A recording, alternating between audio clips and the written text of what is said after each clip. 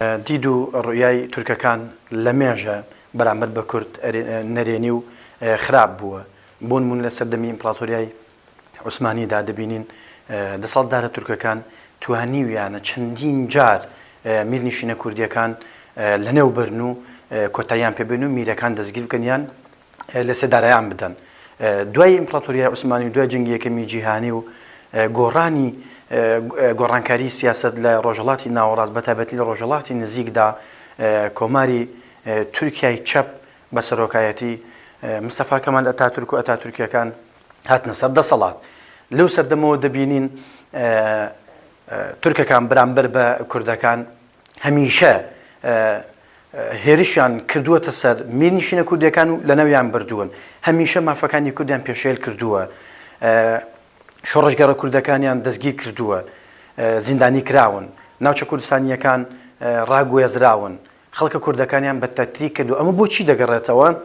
ئەمە بۆ ئەوە دەگەڕێتەوە یا سەلمێنەری ئەوەیە کە تورکەکان هەمیشە باوەڕیان وا بووە کە ڕەگەزێک یان نەسەبێک لە کورد بوونی نییە. ئەوەی کە هەیە و پێی دەوترێت کورد لە دیدگای ئەواندا ئەمە تورکێکی شاخاویە، تورکێکی دواکەوتون. دوایی بە درێژایی مێژوویە کە شاریا شارستانی پێدا بوون، ئەم تورکانە هاتوونەتە نێو شارەکانەوە ناویان ناون تورکی شاخاوی.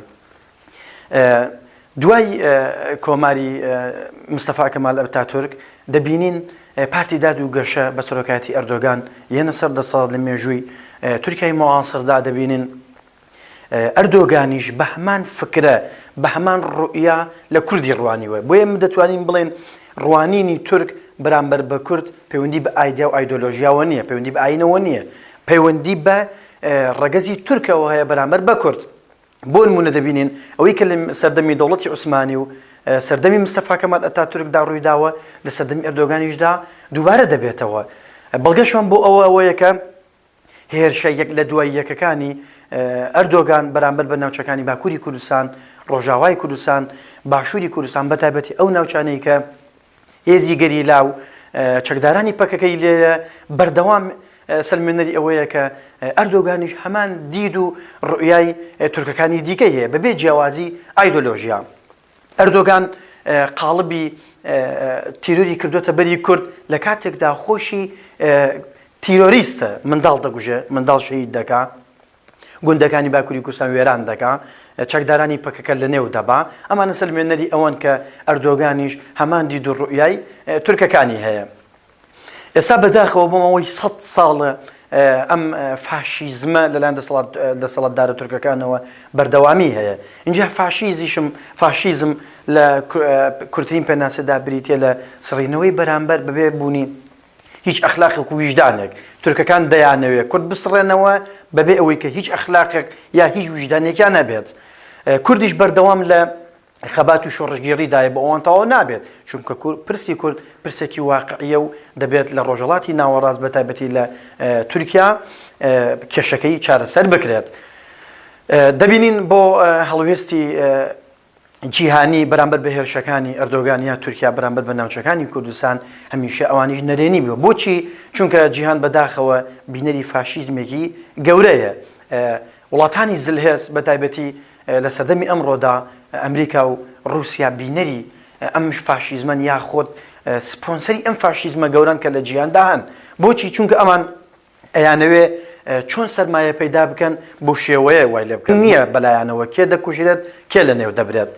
بە بەرچاوی ئەوانەوە تورکیا بەتایبەتی لە سەردەمی ئەتاتورکیشدا بە بەرچاوی وڵاتانی زلهێزی وەکو بریتانیا و فەڕەنسا و رووسیاوە کورد وەکو گۆشتی خێرە دابەشکرا بەسەر ئەم ناوچان ئەم وڵاتای ریمیانەکە ناوچەکەدان. ئێستاش وڵاتە زلێزەکانی وەکو ئەمریکا و رووسیا بەداخەوە سپۆنسەری ئەم فاشیزمە گەورەیان کە لە جیهاندا هەن، چونکە فەلسەفە سیاسیە نەئەخلاقەکەیان بریتە لەوەی کە چۆن ئێمە سەرمایە پەیدا بکەین. بۆیە دەبینین بە بەرچاوی وڵاتە زلێزانەوە کورد خاپوور دەکرێت، کورد بە تەتریک دەکرێت، کورد ڕادەگوازرێت، کورد لە نێو دەبرێت و زەرکردەکان و ڕێبەرەکانیشی لە زیندان دەکرێن. لە مێژە تورکەکان بەداخەوە هەموو جۆرەکانی جینۆسایدیان بەسەر کوردە تاقی کردوێتەوە. بۆ نمونە جینۆسایدی ئابووری تەواوی ناوچە کوردستانیەکان گوندەکانی باکوور بەتایبەت هەندێکی لە گوندەکانی باشوور و ڕۆژاوای کوردستانیان خاپوور کردووە. جینۆسایدی نەتەوەییمان هەیە دەبینین تورکەکان دەیانەوێ نەسەب و داب و نەریت و زمان و کەلتوری تورکەکان بەسەر کوردەکانە زاڵ بکەن کورد لە نێو بەرن جینۆسایدی سیاسیمان هەیە چی میرنشینە بۆ لە مێژوودا و ئێستاش گەریلەکانی پەکەکە هەروەها کانتۆنەکانیان هەموو لە ناو بردووە هێرش دەکەنە سەر پارت و ڕێکخراوە سیاسەکانی باکووری کوردستان لە نێویان دەبن هەروەها جینۆسایدی نەتەوەیی بۆیە دەبینین هەموو جۆرەکانی جینۆساید لەلایەن کەمالیستەکانەوە لەلایەن تورکەکانەوە لەلایەن ئەردۆگانەوە بەسەر کوردە تاقیکراونەتەوە و تا ئێستاش سەرکەوتوو نەبوون چونکە خەباتی کورد لە شێوەی چەکداری لە شێوەی مەدەنی لە باکووری کوردستانە بەردەوامە دەربارەی هەڵوێستی ناوخۆیی یا هەڵوێستی جیهانیەوە بوو کە وڵاتانی زلێ سپۆنسەری ئەم فاشیزمە گەورەیان کە